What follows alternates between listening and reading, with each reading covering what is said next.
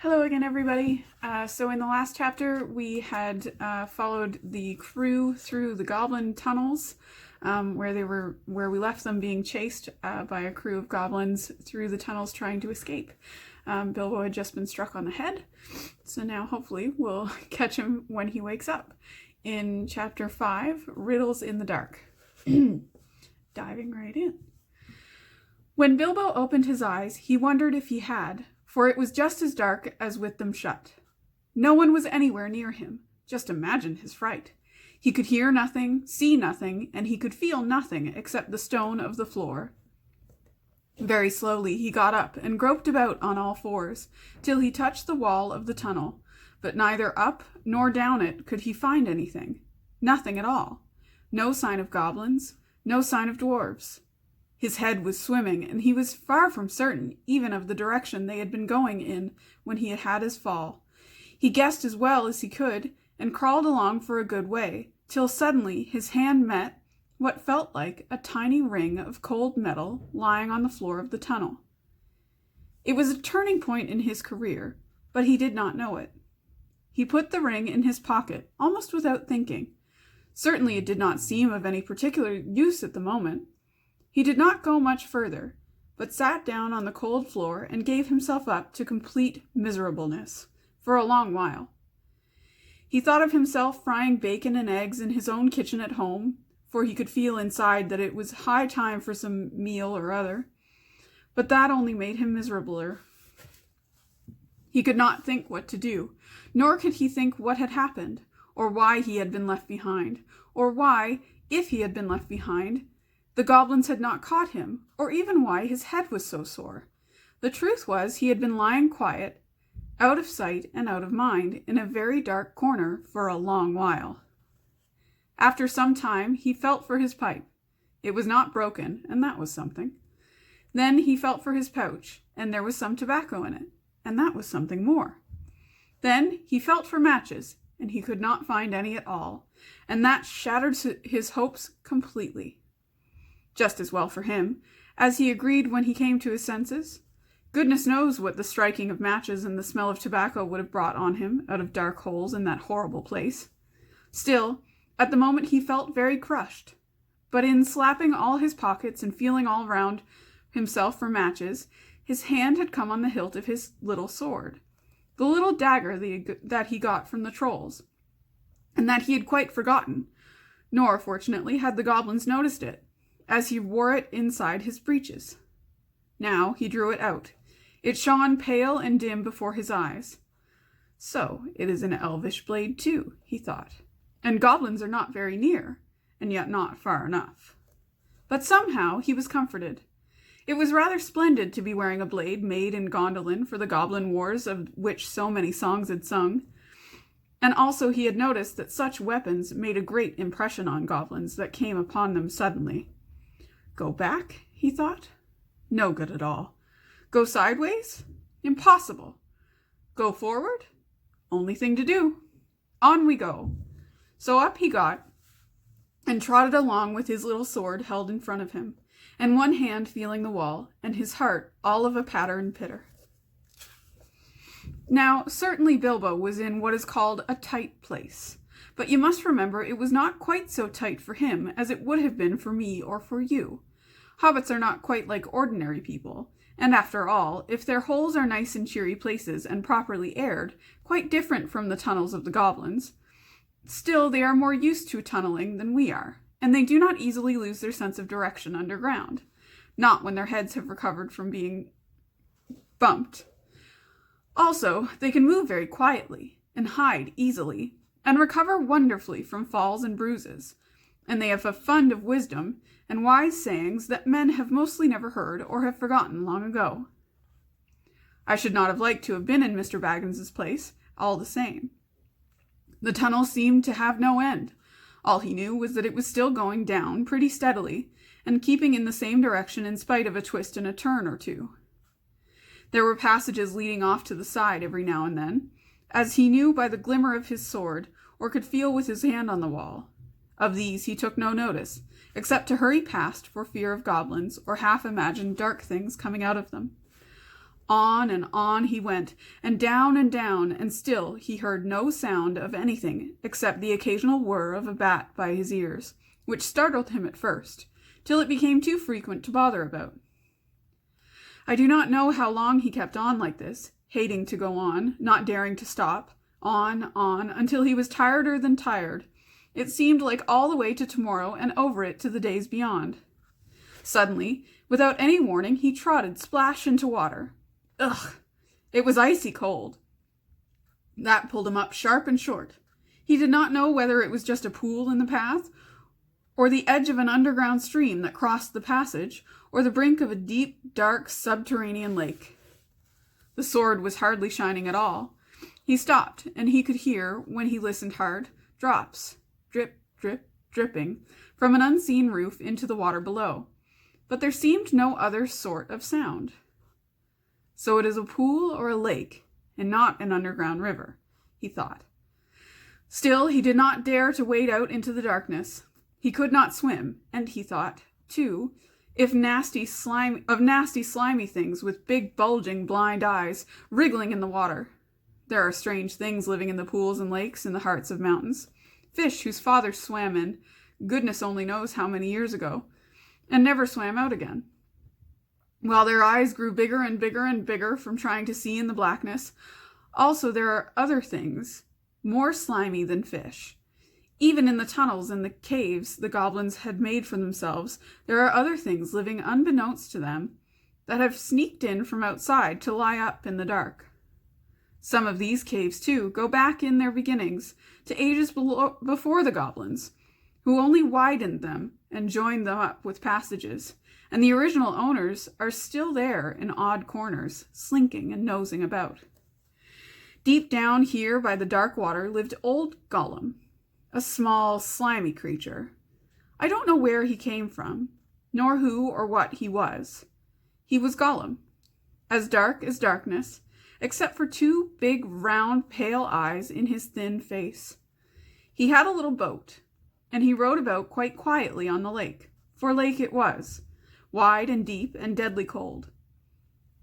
He paddled it with large feet dangling over the side, but never a ripple did he make. Not he. He was looking out of his pale, limp-like eyes for blind fish, which he grabbed with his long fingers as quick as thinking. He liked meat, too. Goblin he thought good when he could get it, but he took care they never found him out. He just throttled them from behind if they ever came down alone anywhere near the edge of the water, while he was prowling about.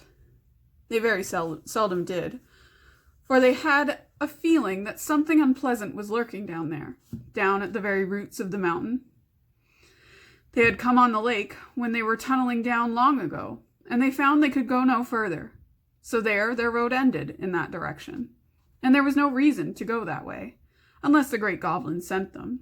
Sometimes he took a fancy for fish from the lake, and sometimes neither goblin nor fish came back. Actually, Gollum lived on a slimy island of rock in the middle of the lake. He was watching Bilbo now, from the distance, with his pale eyes like telescopes. Bilbo could not see him, but he was wondering a lot about Bilbo, for he could see that he was no goblin at all. Gollum got into his boat and shot off from the island, while Bilbo was sitting on the brink altogether flummoxed, and at the end of his way and his wits. Suddenly, up came Gollum, and whispered and hissed, "Bless us, and splash us, my precious. I guess it's a choice feast, and least a nasty morsel, a tasty morsel, it'd make us Gollum." And when he said Gollum, it made a horrible swallowing noise in his throat. That was how he got his name, though he always called himself my precious. The Hobbit jumped nearly out of his skin when the hiss came in his ears, and he suddenly saw the pale eyes striking out at him. "Who are you?" he said, thrusting the dagger in front of him. "What is he, my precious?" whispered Gollum, who always spoke to himself through never having anyone else to speak to. This is what he had come to find out, for he was not really very hungry at the moment, only curious. Otherwise he would have grabbed first and whispered afterwards. I am Mr. Bilbo Baggins. I have lost the dwarves, and I have lost the wizard, and I don't know where I am, and I don't want to know, if only I can get away." "What's he got in his hands?" said Gollum, looking at the sword, which he did not quite like. "A sword! A blade which came out of Gondolin," said Gollum, and became quite polite. "P'raps we sits here and chats with it a bitsy, my precious. It likes riddles, p'raps it does it?"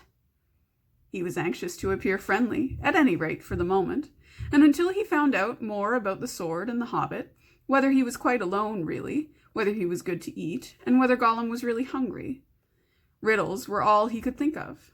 Asking them, and sometimes guessing them, had been the only game he had ever played with other funny creatures sitting in their holes in the long, long ago, before he lost all his friends and was driven away, alone, and crept down, down into the dark under the mountains.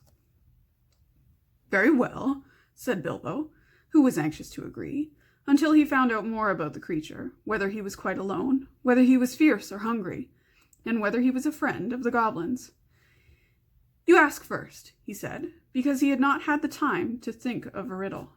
So Gollum hissed, "What has roots, as nobody sees, is taller than trees, up, up it goes, and yet never grows?"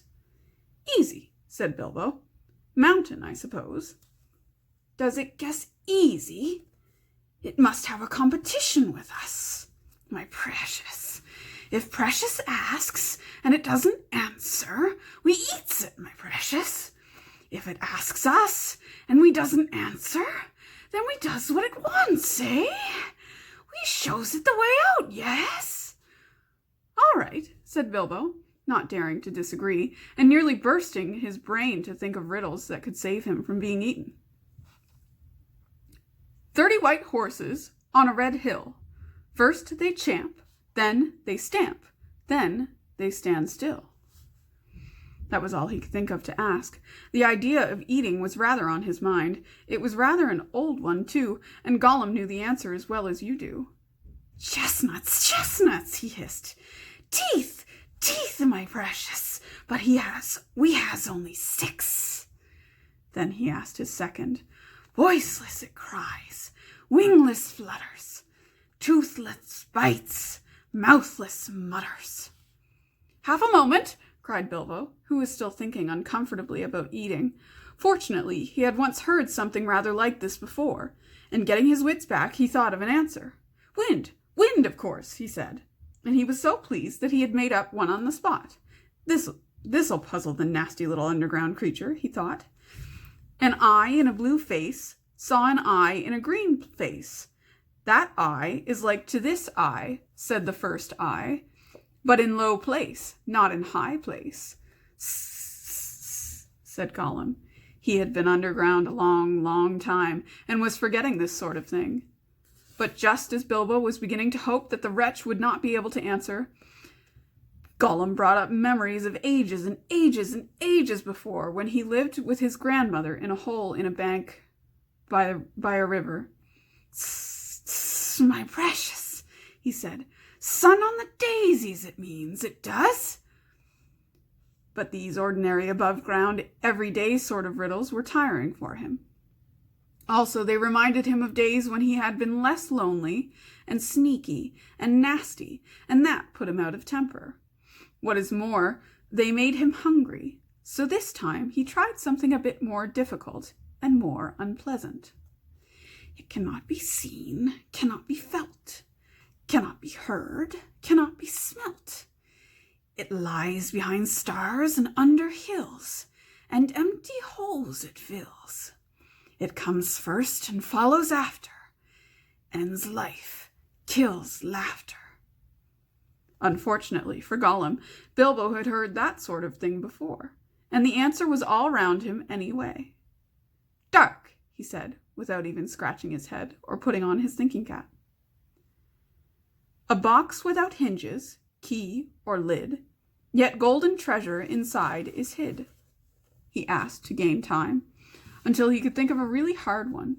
This, he thought, a dreadfully easy chestnut, though he had not asked it in the usual words. But it proved a nasty poser for Gollum. He hissed to himself, and still he did not answer. He whispered and sputtered. After some while, Bilbo became impatient. "Well, what is it?" he said. "The answer's not a kettle boiling over, as you seem to think from the noise you are making. Give us a chance. Let it give us a chance, my precious." "Well," said Bilbo, after giving him a long chance, "what about your guess?"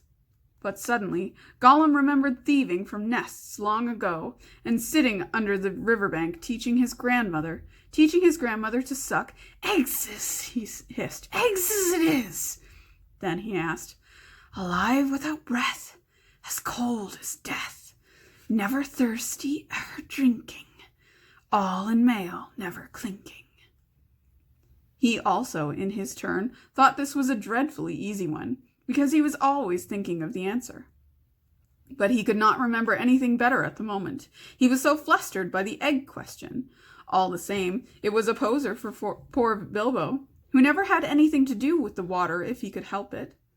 I imagine you know the answer, of course, or can guess it as easy as winking, since you are sitting comfortably at home, and have not the danger of being eaten to disturb your thinking. Bilbo sat and cleared his throat once or twice, but no answer came. After a while, Gollum began to hiss with pleasure to himself. "Is it nice, my precious? Is it juicy? Is it scrumptiously crunchable?" He began to peer at Bilbo out of the darkness. "Half a moment," said the Hobbit, shivering. "I gave you a good long chance just now." "It must make haste, haste," said Gollum, beginning to climb out of his boat to the shore to get at Bilbo. But when he put his long, webby foot in the water, a fish jumped out in fright and fell on Bilbo's toes. "Ugh," he said, "it is cold and clammy." And so he guessed. "Fish! Fish!" he cried. "It is fish!" Gollum was dreadfully disappointed, but Bilbo asked another riddle as quick as ever he could, so that Gollum had to get back into his boat and think. No legs lay on one leg. 2 legs sat near on 3 legs. 4 legs got some. It was not really the right time for this riddle, but Bilbo was in a hurry. Gollum might have had some trouble guessing it if he had not asked it at another time. As it was, talking of fish, no legs, was not so very difficult, and after that the rest was easy. Fish on a little table, man at table sitting on a stool, the cat has the bones. That, of course, is the answer, and Gollum soon gave it. Then he thought the time had come to ask something hard and horrible. This is what he said. "This thing all things devours, birds, beasts, trees, flowers, gnaws iron, bites steel, grinds hard stones to meal, slays kings, ruins town, and beats high mountain down." Poor Bilbo sat in the dark thinking of all the horrible names of all the giants and ogres he had ever heard told of in tales, but not one of them had done all these things. He had a feeling that the answer was quite different, and that he ought to know it, but he could not think of it. He began to get frightened, and that is bad for thinking. Gollum began to get out of his boat. He flapped into the water and paddled to the bank. Bilbo could see his eyes coming towards him. His tongue seemed to stick in his mouth. He wanted to shout, "Give me more time! Give me time!" But all that came out with a sudden squeal was, "Time! Time!" Bilbo was saved by pure luck. For that, of course, was the answer. Gollum was disappointed once more, and now he was getting angry, and also tired of the game. It had made him very hungry indeed. This time he did not go back to the boat. He sat down in the dark by Bilbo. That made the Hobbit most dreadfully uncomfortable, and scattered his wits. "It's got to ask us a question, my precious. Yes, yes, yes. Just one more question to guess. Yes, yes," said Gollum. But Bilbo simply could not think of a question with that nasty, wet, cold thing sitting next to him, and pawing and poking at him. He scratched himself, he pinched himself, still he could not think of anything. Ask us, said Gollum. Bilbo pinched himself and slapped himself. He gripped on his little sword. He even felt in his pocket with his other hand. There he found the ring he had picked up in the passage and forgotten about. What have I got in my pocket? He said aloud. He was talking to himself, but Gollum thought it was a riddle, and he was frightfully upset. Not fair, he hissed. It isn't fair, my precious, is it, to ask us what it's got in its nasty little pockets is? Bilbo, seeing what had happened, and having nothing better to ask, stuck to his question. What have I got in my pocket? He said louder. Sssss, hissed Gollum. It must give us 3 guesses, my precious, 3 guesses. Very well, guess away, said Bilbo. Handses, said Gollum. Wrong, said Bilbo, who had luckily just taken his hand out again. Guess again. Sssss, said Gollum, more upset than ever. He thought of all the things he kept in his own pockets. Fish bones, goblin's teeth, wet shells, a bit of bat wing, a sharp stone to sharpen his fangs on, and other nasty things. He tried to think what other people kept in their pockets. Knife, he said at last. Wrong, said Bilbo, who had lost his some time ago. Last guess. Now Gollum was in a much worse state than when Bilbo had asked him the egg question. He hissed and sputtered and rocked himself backwards and forwards and slapped his feet on the floor and wriggled and squirmed, but still he did not dare to waste his last question. His last guess. Come on, said Bilbo, I'm waiting. He tried to sound bold and cheerful, but he did not feel at all sure how the game was going to end, whether Gollum guessed right or not. Time's up, he said. String or nothing, shrieked Gollum, which was not quite fair, working in 2 guesses at once. Both wrong, cried Bilbo, very much relieved, and he jumped at once to his feet, put his back to the nearest wall, and held out his little sword. He knew, of course, that the riddle game was sacred and of immense antiquity, and even wicked creatures were afraid to cheat when they played at it. But he felt he could not trust this slimy thing to keep any promise in a pinch. Any excuse would do for him to slide out of it. And after all, that last question had not been a genuine riddle, according to the ancient laws. But at any rate, Gollum did not at once attack him. He could see the sword in Bilbo's hand. He sat still, shivering and whispering. At last, Bilbo could wait no longer. Well, he said, what about your promise? I want to go. You must show me the way. Did we say so, precious? Show the nasty little baggins the way out? Yes, yes. But what has it got in its pockets, eh? Not string, precious, but not nothing. Oh, no. Oh. Never you mind, said Bilbo. A promise is a promise. Cross it is. Impatient, precious, hissed Gollum. But it must wait. Yes, it must. We can't go up the tunnels so hasty. We must go and get some things first. Yes, things to help us. Well, hurry up, said Bilbo, relieved to think of Gollum going away. He thought he was just making an excuse and did not mean to come back. What was Gollum talking about? What useful thing could he keep out in the dark on the dark lake? But he was wrong. Gollum did mean to come back. He was angry now and hungry. And he was a miserable, wicked creature, and already he had a plan. Not far away was his island, of which Bilbo knew nothing, and there, in his hiding place, he kept a few wretched odd items. And one very beautiful thing. Very beautiful, very wonderful. He had a ring, a golden ring, a precious ring. My birthday present, he whispered to himself, as he had often done in the endless dark days. That's what we wants now. Yes, we wants it. He wanted it because it was a ring of power, and if you slipped that ring on your finger, you were invisible. Only in the full sunlight could you be seen, and then only by your shadow, and that would be shaky and faint. My birthday present! It came to me on my birthday, my precious. So he had always said to himself, but who knows how Gollum came by that present ages ago in the old days, when such rings were still at large in the world? Perhaps even the master who ruled them could not have said. Gollum used to wear it at first, till it tired him, and then he kept it in a pouch next to his skin, till it galled him. And now usually he hid it in a hole in the rock on his island, and was always going back to look at it. And still sometimes he put it on, when he could not bear to be parted from it any longer, or when he was very, very hungry and tired of fish. Then he would creep along dark passages looking for stray goblins.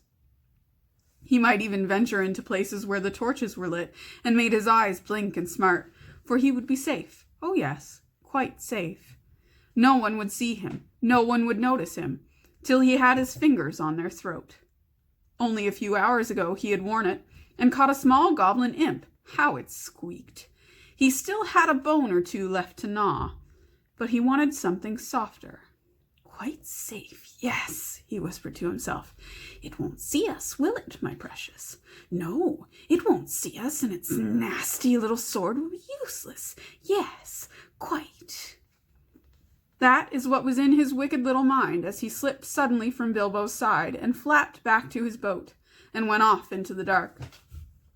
Bilbo thought he had heard the last of him. Still, he waited a while, for he had no idea how to find his way out alone. Suddenly, he heard a screech. It sent a shiver down his back. Gollum was cursing and wailing away in the gloom, not very far off by the sound of it. He was on his island, scrabbling here and there, searching and seeking in vain. Where is it? Where is it? Bilbo heard him crying. Lost it is, my precious, lost, lost! Curse us and crush us, my precious is lost! What's the matter? Bilbo called. What have you lost? It mustn't ask us, shrieked Gollum. Not his business, no, Gollum. It's lost, Gollum, Gollum, Gollum. Well, so am I, cried Bilbo, and I want to get unlost. And I won the game, and you promised, so come along. Come and let me out, and then go on with your looking.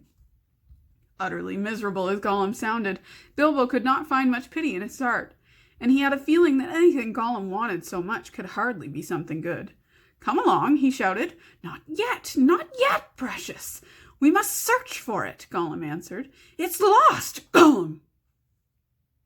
But you never guessed my last question, and you promised, said Bilbo. Never guessed, said Gollum. Then suddenly out of the gloom came a sharp hiss. What has it got in its pockets? Tell us that. It must tell first. As far as Bilbo knew, there was no particular reason why he should not tell.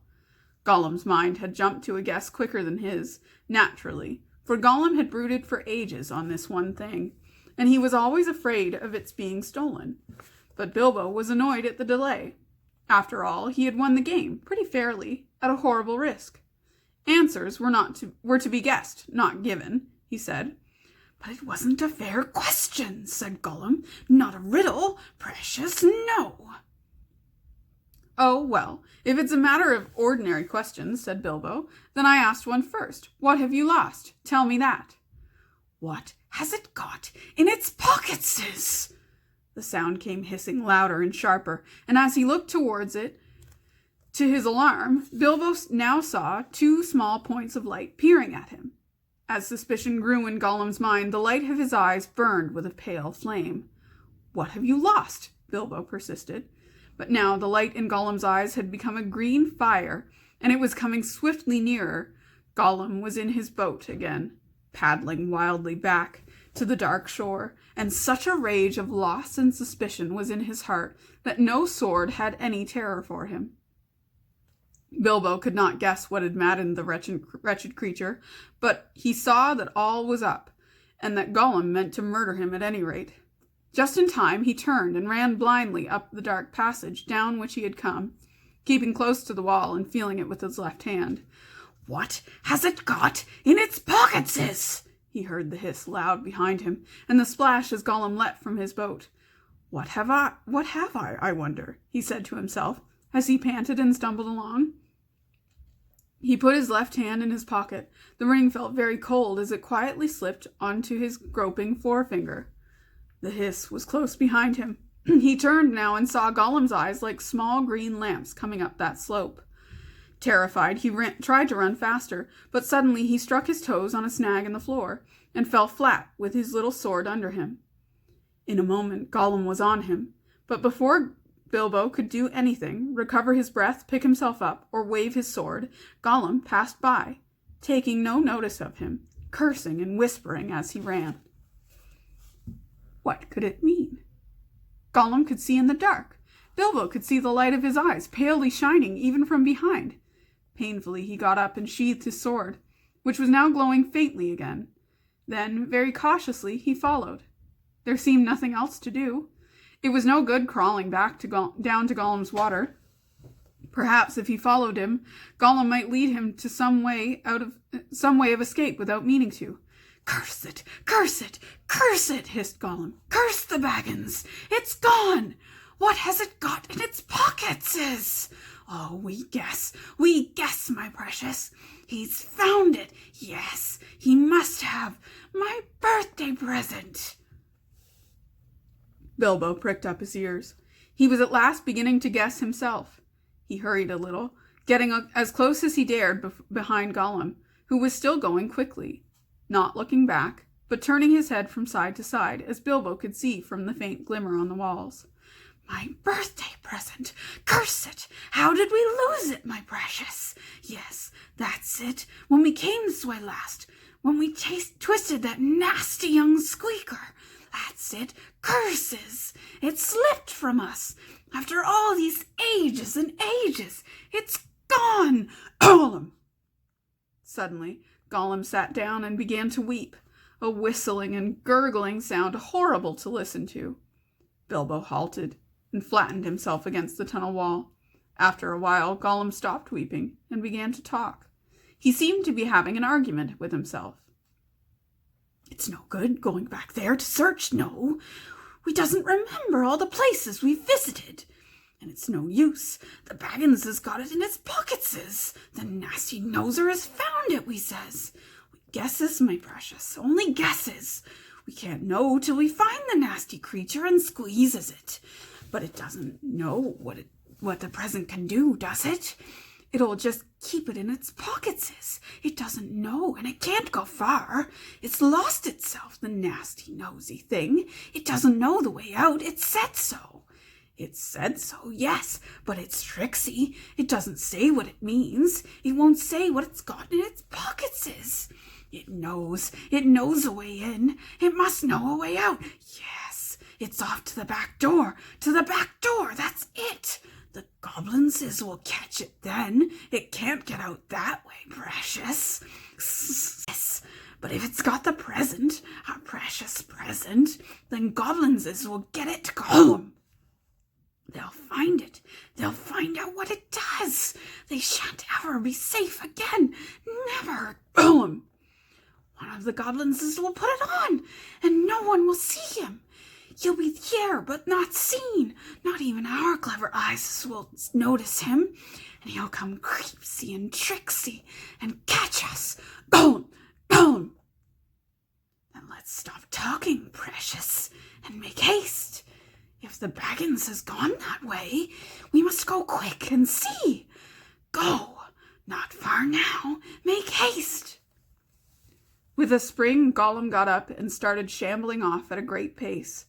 Bilbo hurried after him, still cautiously, though his chief fear now was of tripping on another snag and falling with a noise. His head was in a whirl of hope and wonder. It seemed that the ring he had was a magic ring. It made you invisible. He had heard of such things, of course, in old tales, but it was hard to believe that he really had found one by accident. Still, there it was. Gollum, with his bright eyes, had passed him by, only a yard to one side. On they went, Gollum flip-flapping ahead, hissing and cursing. Bilbo behind, going as softly as a hobbit can. Soon they came to places where, as Bilbo had noticed on the way down, side passages opened. This way and that. Gollum began at once to count them. 1 left, yes. 1 right, yes. 2 right, yes, yes. 2 left, yes, yes. And so on and so on. As the count grew, he slowed down, and he began to get shaky and weepy, for he was leaving the water further and further behind, and he was getting afraid. Goblins might be about, and he had lost his ring. At last he stopped by a low opening on their left as they went up. 7 right, yes. 6 left, yes, he whispered. This is it. This is the way to the back door, yes. Here is the passage. He peered in and shrank back. But we dursn't go in, precious. No, we dursn't. Goblins is down there. Lots of goblins is, so he smells them. Sss. What shall we do? Curse them and crush them. We must wait here, precious. Wait a bit and see. So they came to a dead stop. Gollum had brought Bilbo all to the way out after all, but Bilbo could not get in. There was Gollum, sitting humped up right on the opening, and his eyes gleamed cold in his head as he swayed it from side to side between his knees. Bilbo crept away from the wall, more quietly than a mouse, but Gollum stiffened at once and sniffed, and his eyes went green. He hissed softly but menacingly. He could not see the Hobbit, but now he was on alert, and had other senses that the darkness had sharpened, hearing and smell. He seemed to be crouched right down with his flat hands splayed on the floor, and his head thrust out, nose almost to the stone. Though he was only a black shadow in the gleam of his own eyes, Bilbo could see or feel that he was tense as a bowstring gathering for a spring. Bilbo almost stopped breathing and went stiff himself. He was desperate. He must get away, out of this horrible darkness. While he had any strength left, he must fight. He must stab the foul thing, put its eyes out, kill it. It meant to kill him. No, not a fair fight. He was invisible now. Gollum had no sword. Gollum had not actually threatened to kill him, or tried to yet, and he was miserable, alone, lost. A sudden understanding, a pity mixed with horror, welled up in Bilbo's heart. A glimpse of endless, unmarked days without light or hope of betterment. Hard stone, cold fish, sneaking and whispering. All these thoughts passed in a flash of a second. He trembled, and then, quite suddenly, in another flash, as if lifted by a new strength and resolve, he leaped.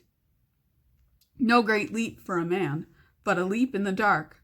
Straight over Gollum's head he jumped, 7 feet forward and 3 in the air. Indeed, had he known it, he only just missed cracking his skull on the low arch of the passage. Gollum threw himself backwards and grabbed as the Hobbit flew over him, but too late. His hands snapped on thin air, and Bilbo, falling fair on his sturdy feet, sped off down the new tunnel. He did not turn to see what Gollum was doing. There was a hissing and cursing almost at his heels at first, then it stopped. All at once there came a blood-curdling shriek, filled with hatred and despair. Gollum was defeated. He dared go no further. He had lost his prey, and lost, too, the only thing he had ever cared for, his precious. The cry brought Bilbo's heart to his mouth, but still he held on. Now faint as an echo, but menacing, the voice came behind. Thief! Thief! Thief! Baggins! We hates it! We hates it! We hates it forever! Then there was a silence, but that too seemed menacing to Bilbo. If goblins are so near that he smelt them, he thought, then they'll have heard his shrieking and cursing. Careful now, or this way will lead you to worse things. The passage was low and roughly made. It was not too difficult for the Hobbit, except when, in spite of all care, he stubbed his poor toes again, several times, on nasty jagged stones in the floor. A bit low for goblins, at least for the big ones, thought Bilbo, not knowing that even the big ones, the orcs of the mountains, go along at great speed, stooping low with their hands almost on the ground. Soon the passage that had been sloping down began to go up again, and after a while it climbed steeply. That slowed Bilbo down, but at last the slope stopped. The passage turned a corner and dipped down again, and there, at the bottom of a short incline, he saw, filtering round another corner, a glimpse of light. Not red light, as of fire or lantern, but a pale out-of-doors sort of light. Then Bilbo began to run. Scuttling as fast as his legs would carry him, he turned the last corner and came suddenly right into an open space, where the light, after all the time in the dark, seemed dazzlingly bright. Really, it was only a leak of sunshine in through a doorway, where a great door, a stone door, was left standing open. Bilbo blinked, and then suddenly he saw the goblins in full armor, with drawn swords, sitting just inside the door, and watching it with eyes wide, and watching the passage that led to it. They were aroused, alert, ready for anything. They saw him sooner than he saw them. Yes, they saw him. Whether it was an accident or a last trick of the ring before it took a new master, it was not on his finger. With yells of delight, the goblins rushed upon him. A pang of fear and loss, like an echo of Gollum's misery, smote Bilbo, and forgetting even to draw his sword, he struck his hands into his pockets. And there was the ring still, in his left pocket, and it slipped onto his finger. The goblins stopped short. They could not see a sign of him. He had vanished. They yelled twice as loud as before, but not so delightedly. "Where is it?" they cried. "Go back up the passage," some shouted. "This way," some yelled. "That way," others yelled. "Look out for the door," bellowed the captain. Whistles blew, armor clashed, swords rattled, goblins cursed and swore and ran hither and thither, falling over one another getting very angry. There was a terrible outcry, to-do, and disturbance. Bilbo was dreadfully frightened, but he had the sense to understand what had happened, and to sneak behind a big barrel which held drink for the goblin guards, and so get out of the way and avoid being bumped into, trampled to death, or caught by feel. "I must get to the door. I must get to the door," he kept on saying to himself, but it was a long time before he ventured to try. Then it was like a horrible game of blind man's bluff. The place was full of goblins running about, and the poor little hobbit dodged this way and that, was knocked over by a goblin who could not make out what he had bumped into, scrambled again on all fours, slipping between the legs of the captain just in time, got up and ran for the door. It was still ajar, but a goblin had pushed it nearly to. Bilbo struggled, but he could not move it. He tried to squeeze through the crack. He squeezed, and he stuck. It was awful. His buttons had got wedged on the edge of the door and the doorpost. He could see outside into the open air. There were a few steps running down into a narrow valley between tall mountains. The sun came out from behind a cloud and shone bright in the outside of the door, but he could not get through. Suddenly, one of the goblins inside shouted, "There is a shadow by the door! Something is outside!" Bilbo's heart jumped into its mouth. He gave a terrific squirm. Buttons burst off in all directions. He was through with a torn coat and waistcoat, leaping down the steps like a goat, while bewildered goblins were still picking up his nice brass buttons on the doorstep. Of course, they soon came down after him, hooting and howling and hunting among the trees. But they don't like the sun. It makes their legs wobble and their heads giddy. They could not find Bilbo with the ring on, slipping in and out of the shadow of the trees, running quick and quiet, and keeping out of the sun. So soon they went back, grumbling and cursing, to guard the door. Bilbo had escaped. And that's the end of chapter 4. Stay safe, everybody.